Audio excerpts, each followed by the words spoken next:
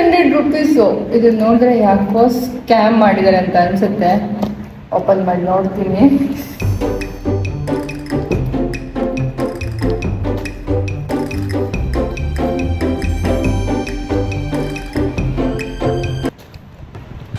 ಸ್ಕ್ಯಾಮ್ಡ್. ಏನಿದು ಕಿತ್ತೋಗಿದೆ ಪೂರ್ತಿ. ಇದನ್ನ ನಾನು ಐಫೋನಿಗೆಲ್ಲ ಹಾಕ್ಲಿ, ಜಾಗ ಇಲ್ಲ. ಯಾಕೆ ಬೇಕಿತ್ತು ಗುರು ನನಗೆ 600 ರೂಪಾಯಿ ವೇಸ್ಟ್ ಮಾಡೋದು.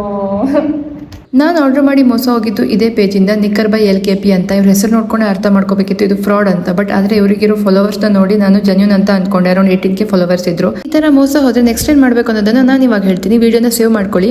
ಸ್ಕ್ರೀನಲ್ಲಿ ಕಾಣಿಸ್ತಾ ಇರೋ 2 ನಂಬರಿಗೂ ನೀವು ಕಂಪ್ಲೇಂಟ್ ಮಾಡ್ಬೋದು. ಒಂದು ಸೈಬರ್ ಕ್ರೈಮು, ಇನ್ನೊಂದು ನ್ಯಾಷನಲ್ ಕನ್ಸ್ಯೂಮರ್ ಹೆಲ್ಪ್ ಲೈನು. ನಾನು ಇವಾಗ ಆಲ್ರೆಡಿ ಕಂಪ್ಲೇಂಟ್ ಮಾಡಿದ್ದೀನಿ.